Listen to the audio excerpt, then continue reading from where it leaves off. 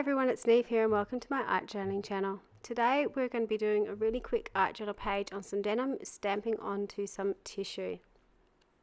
So I'm starting off in my Dina Wakley blue journal on one of the denim pages, and I'm just scraping over some gesso to act as a bit of a ground to where I'm going to be putting a stamped image.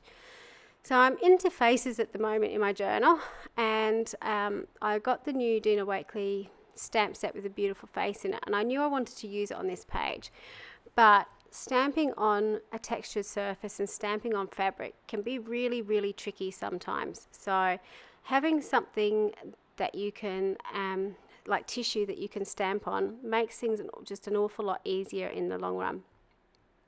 When I decided to do this page, I was kind of inspired by the wonderful Lisa Oxley and how she creates her beautiful images. So I've got some tissue paper, which I'm very excited about because this is tissue paper I've designed, and it's been manufactured by an Australian company called Scrap FX. So I'm using the black and white tissue in the background and then sort of blending it in with the gesso. And if you've watched any of Lisa Oxley's video, you'll sort of see that technique happening. Once I've done that, I'm going to go over with some stencils and rub away the excess so you can still see that tissue paper peeking through. And I'm going to repeat that process with some other colours as well, so with some pinks and blues. I don't know why I chose pinks and blues to do this page. I honestly think I was just a bit subconscious from the page I've got next door with the pinks and blues on that face. It was sort of just leapt out at me. I don't know, maybe it was just sitting close to me, but they're not two colours I tend to put together first up anyway. So I was quite surprised by how it all ended up. So again, I'm going in with the paint around that tissue area and wiping it away. And the really important thing to this, as I've said many times before, is with acrylic paint, you can move it while it's still wet, but when it's dry, it's permanent. So that's why I'm drying the layers in between. So I know the layer underneath is permanent and I can wipe stuff away from the top of it, and it's not going to mix or muddy or turn purple on me. So you can sort of see that pattern being pushed into the paint. And it gives you a pretty cool effect.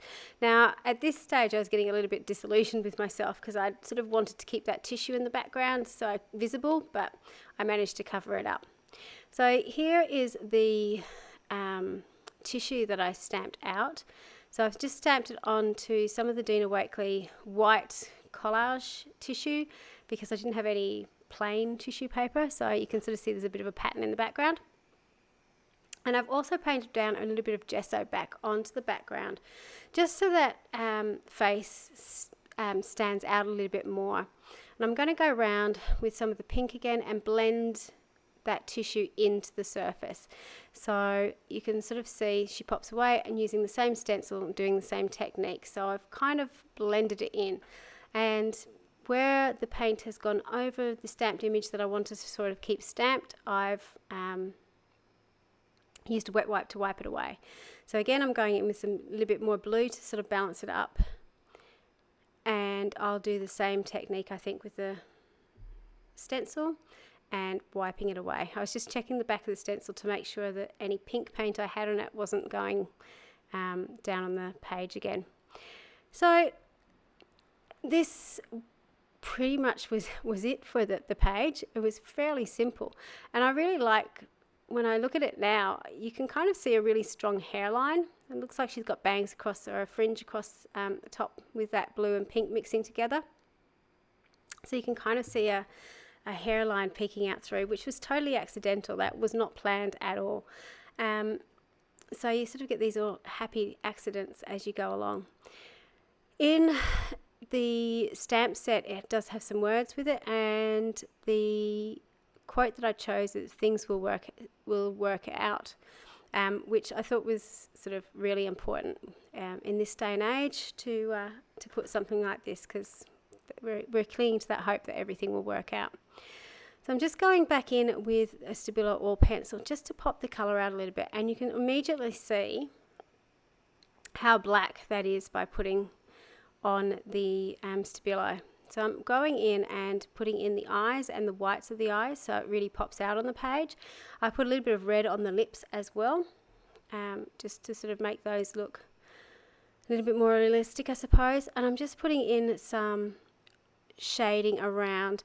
I wanted to put in a little bit up above just to sort of give an illusion of the hairline, and just put a really simple body shape down the bottom to again ground the figure so it wasn't sort of floating in midair. The last thing I decided to do is I got a sample or the Ranger Stickle new gels, which are just beautiful. They've got stars and unicorn glitter in it, and they go on really beautifully, and they just sort of gave it a gorgeous gloss and glimmer over the page. And again, I suppose it tied into the page next door, which is sort of a galaxy in the background. So I had these stars just floating around. They did want to stick to my fingers though, which was what was happening there. So if you've got a palette knife, it's probably the best way to apply that gel to the page, but you can kind of see the shimmer and the glitter to it. And you can certainly see it here, those little bits of glitter. So this is the finished page. So you can see that the tissue paper is on the page, but it blends into the background by doing that over painting of it. And it makes it really, really easy to add stamped images or sentiments to a more textured page. So I would highly recommend, if you've got access to tissue paper, or even some of the collage tissue papers that are out in the market at the moment, you can stamp over the top of those and use those as collage elements on your page. Until next time, bye for now.